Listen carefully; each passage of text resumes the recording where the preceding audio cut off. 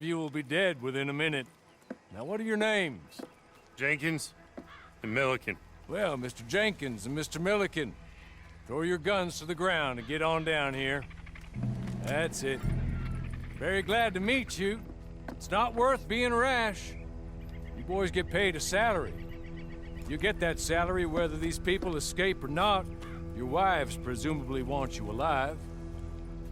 Let them out. Now, please. Okay. You all run away. Aside from you. Try to stay out of trouble. This is a stroke of good fortune for all of you. Use it.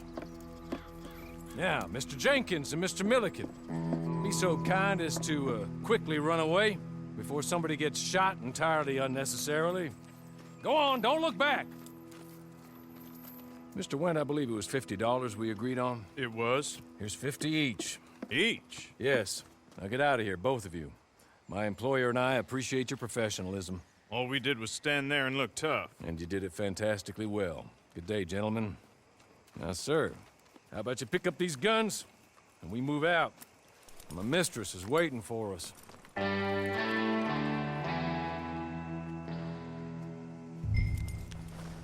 Come along. And you better get on this horse.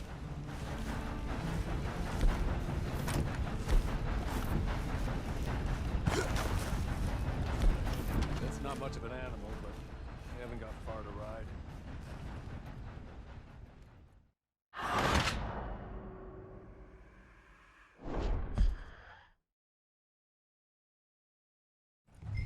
Come along. And you better get on this horse. Just as soon as you can, we'll go.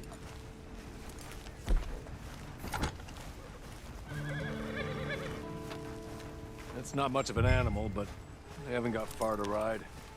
Get on the horse there. Hey! Back here, please. Ready? Wonderful. I hope you'll forgive the secrecy. My employer particularly values discretion. My name is Mr. Horley, by the way. 6 months at Sisika Penitentiary, awaiting a hanging for a murder you did not commit. Must have felt a whole lot longer, my friend. You still seem strong, though. I mean, doesn't look like breaking all those rocks has left you entirely broken, in body or in spirit. I hope I am right about that. Rounding you folks up, and those sham trials, they were a disgrace. Made a mockery of the rule of law. Still can't quite believe they got away with it. There's others convicted when you were. Came out breathing fire. Maybe you're like that too. Guess we'll see.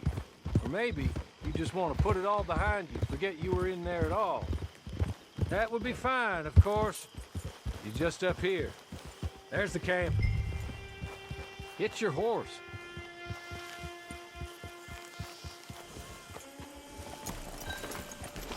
Come on, hitch up. This way. She's anxious to meet you.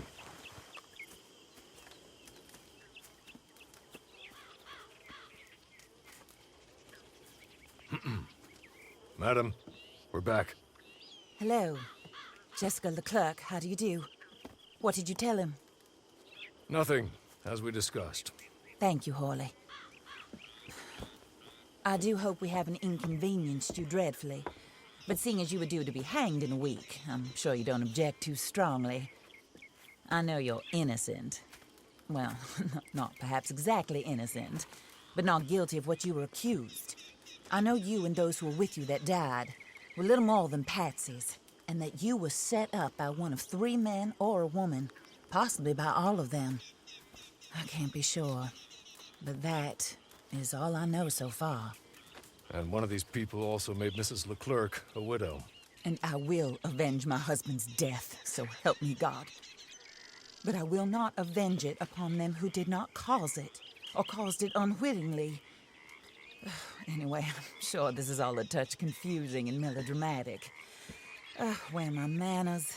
Horley, please show our guests to their tent and give them some fresh clothes to put on. Very good, madam. Then serve us both a little refreshment. Certainly, madam.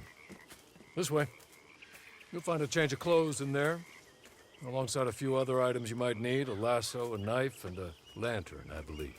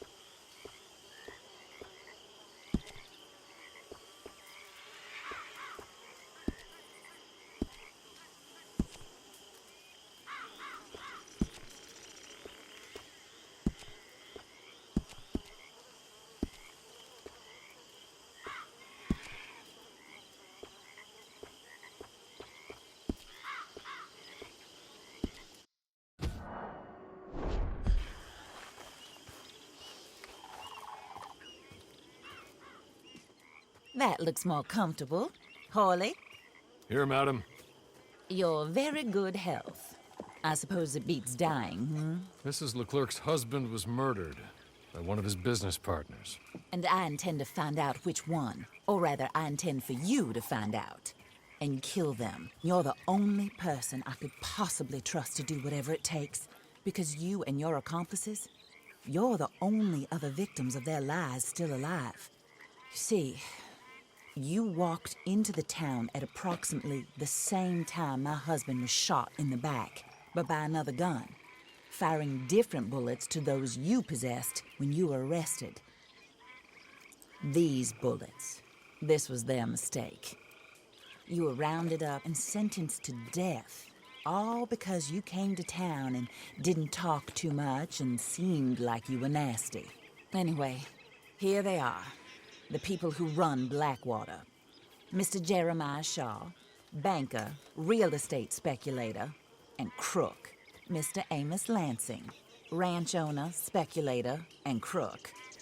Mrs. Grace Lansing, his wife, society patroness, lover of the arts, crook, and my former best friend. Teddy Brown, her disgraced brother, outlaw, wanted man, and still in contact with them. All I ask of you is your help in finding out quite what happened. Mrs. Leclerc would like to help you get back on your feet. Get back to work. Whatever your work may be, I don't judge. You want to rob? Rob. You want to save innocent folk? Do that as well. But you need me just as much as I need you. I think we all understand each other. I hope we do. Good. I look forward to rewarding you for killing those who made me a widow. My husband was a true believer in this country and in the West. He was killed for greed. Foul greed when there's quite enough for everybody.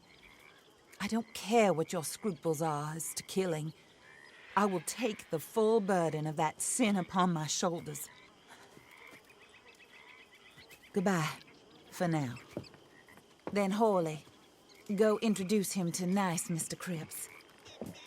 I think you'll like Cripps well enough. He's long past his prime, of course, but he hasn't gone entirely crazy just yet. And he will help you, better than most of his ilk. Cripps! Get up! Hello, partner. Hawley. This is your new boss. Oh, pleased to meet you, partner. J.B. Cripps at your service. We'll pay to get your camp established. Mrs. Leclerc is a generous benefactor. And, where are we headed?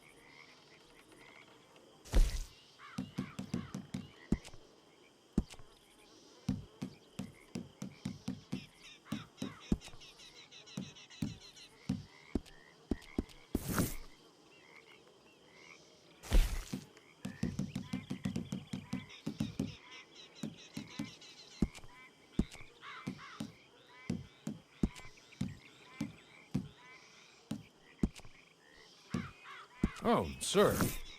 While Cripps is establishing your camp, perhaps you can go to the station and see the clerk, then head to see Clay Davies. He's a horse thief, and not a terribly nice one. Then meet Cripps back at your camp. See you shortly, boss. Good luck.